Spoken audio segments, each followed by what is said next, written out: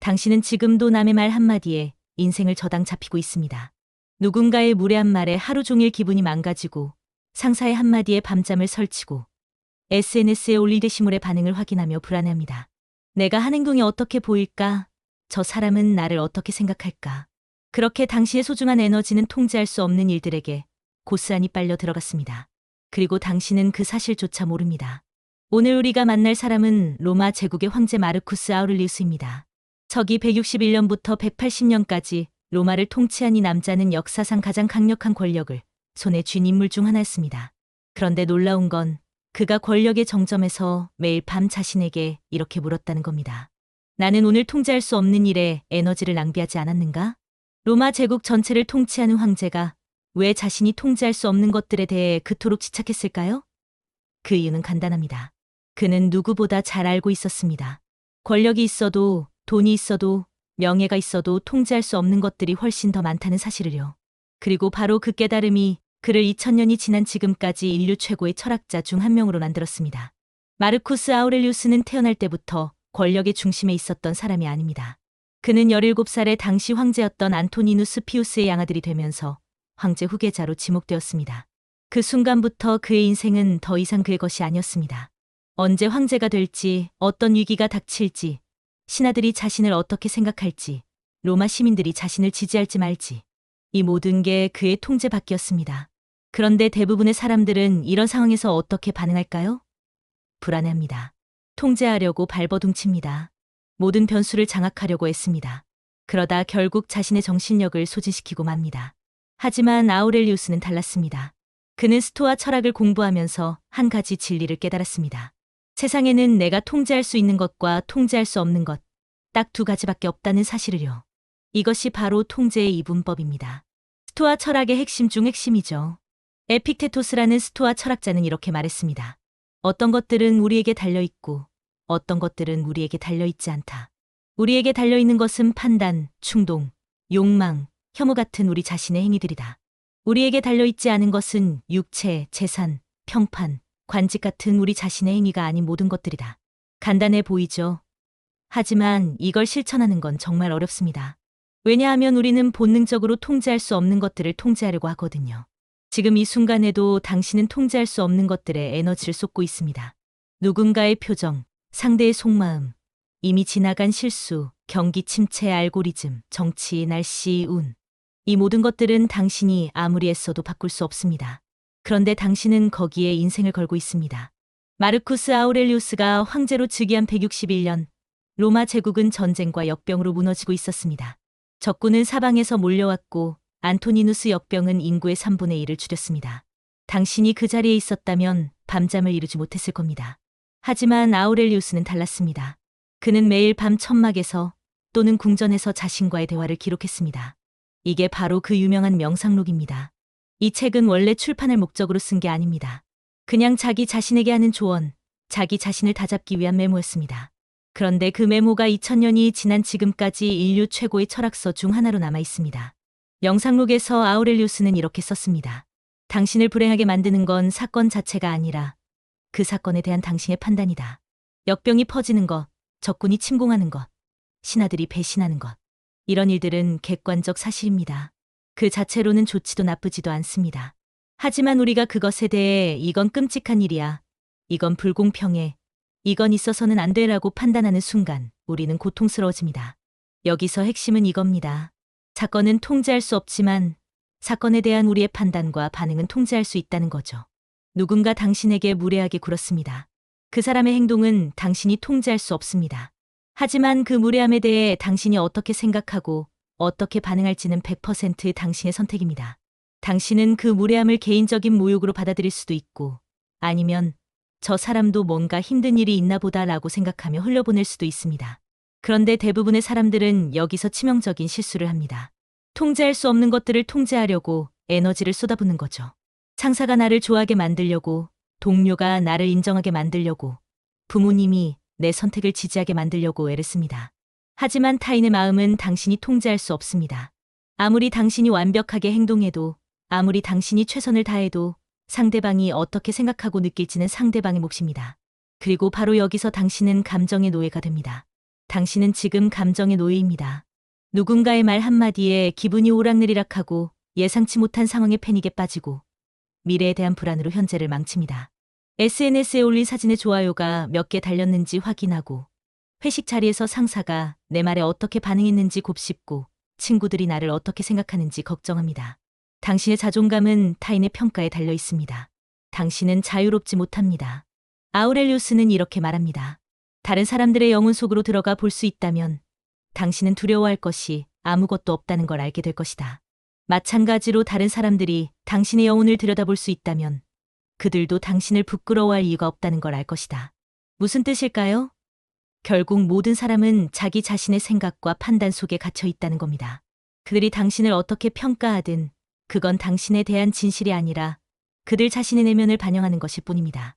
그럼 우리가 통제할 수 있는 건 뭘까요? 딱 한 가지입니다. 바로 지금 이 순간 내 마음가짐과 내 행동입니다. 아우렐리우스는 전쟁터에서 역병이 창궐하는 로마에서 배신하는 신하들 사이에서도 이 원칙을 지켰습니다. 나는 적을 물리칠 수 없을지도 모른다. 역병을 막을 수 없을지도 모른다.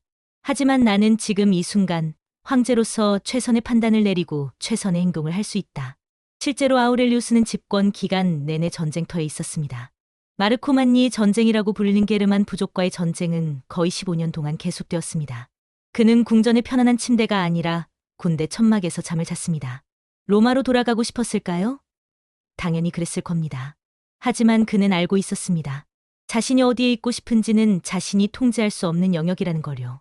그가 통제할 수 있는 건 단 하나, 지금 주어진 상황에서 최선을 다하는 것뿐이었습니다. 여기서 우리가 배워야 할 교훈이 있습니다. 통제할 수 없는 것에 집착하면 당신은 감정의 노예가 됩니다. 하지만 통제할 수 있는 것에 집중하면 당신은 정신적 자유를 얻습니다. 정신적 자유란 뭘까요? 외부 상황이 어떻든 흔들리지 않는 내면의 평화입니다. 아우렐리우스는 이걸 내면의 성체라고 불렀습니다. 사람들은 휴식을 취하기 위해 시골로 가고 바닷가로 가고 산으로 간다. 하지만 이런 건 가장 저속한 생각이다. 왜냐하면 당신은 언제든지 당신 자신 안으로 물러날 수 있기 때문이다. 어떤 곳도 사람의 영혼보다 더 고요하고 평화로운 곳은 없다. 생각해 보세요. 당신은 지금 어디로 도망치고 싶습니까? 스트레스 많은 직장에서, 까다로운 인간관계에서, 끝없는 걱정에서 벗어나고 싶지 않습니까? 아우렐리우스는 말합니다. 도망칠 필요가 없다고요. 당신이 가야 할 곳은 멀리 있지 않습니다. 바로 당신의 내면입니다. 그곳에서 당신은 모든 외부 소음으로부터 자유로워질 수 있습니다. 하지만 이게 말처럼 쉬운 일은 아닙니다. 우리는 평생 타인의 시선에 길들여져 왔습니다. 어릴 때부터 다른 사람들이 뭐라고 할까? 창피하지 않게 행동해야 해. 남들만큼은 해야지. 이런 메시지를 듣고 자랐습니다. 그래서 우리의 자존감은 타인의 평가에 달려 있습니다. 아우렐리우스는 이렇게 묻습니다. 당신은 무엇 때문에 화를 냅니까? 사람들이 악하기 때문입니까? 그렇다면 이것을 기억하십시오. 이성적 존재는 서로를 위해 태어났습니다. 그러므로 참는 것도 정의 일부입니다. 게다가 그들은 무지로 인해 그리고 본의 아니게 잘못을 저지릅니다. 당신을 화나게 만든 사람, 당신을 무시한 사람, 당신에게 상처를 준 사람. 그 사람도 자신의 무지와 고통 속에서 행동한 겁니다. 당신이 그것에 반응하는 순간 당신도 그들과 같은 수준으로 내려가는 겁니다. 그렇다면 우리는 어떻게 해야 할까요? 지금부터 제가 말하는 것을 정확히 따라 해보십시오. 첫째, 지금 당신을 화나게 만드는 일을 하나 떠올려 보십시오. 상사의 무례한 말일 수도 있고, 동료의 무시일 수도 있고, 가족의 간섭일 수도 있습니다. 그것이 무엇이든 명확하게 떠올리십시오. 둘째, 스스로에게 물어보십시오. 이것이 내가 통제할 수 있는 일인가? 상대방이 그런 말을 한 것, 그런 행동을 한 것. 이건 이미 일어난 일입니다. 당신이 통제할 수 없습니다. 상대방의 마음을 바꾸는 것, 상대방이 당신을 어떻게 생각하게 만드는 것. 이것도 당신이 통제할 수 없습니다. 셋째, 통제할 수 없다면 즉시 에너지를 철수하십시오. 이건 내가 어쩔 수 없는 일이다. 나는 여기에 더 이상 에너지를 쓰지 않겠다라고 선언하십시오. 그리고 실제로 그 생각에서 손을 떼십시오. 넷째, 당신이 통제할 수 있는 영역만 남기십시오.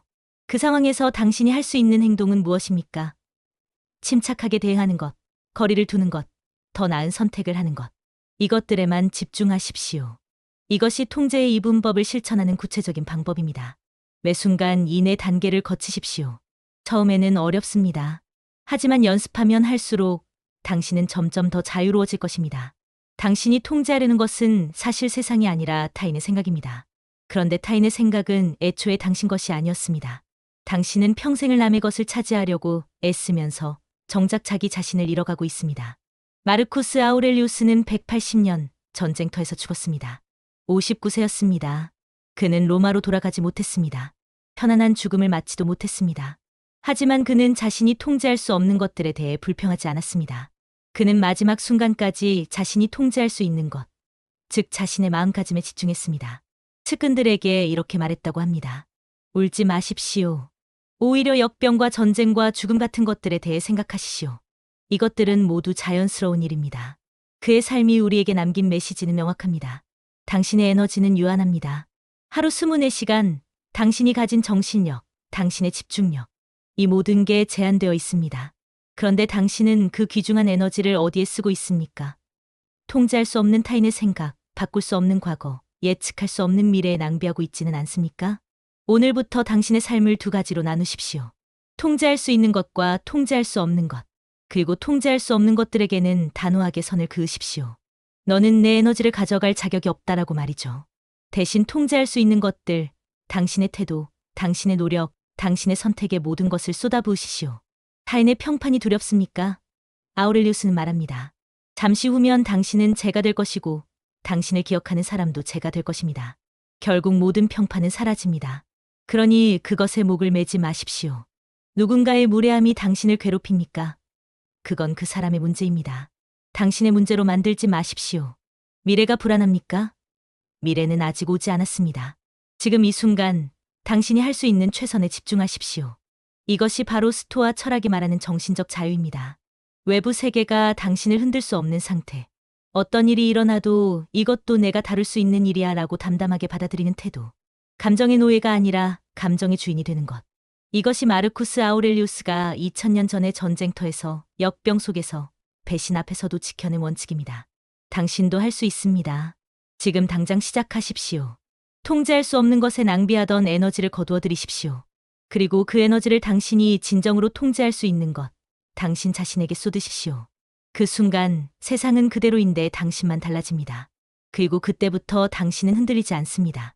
더 많은 지혜는 지혜 수집관에서 확인하실 수 있습니다.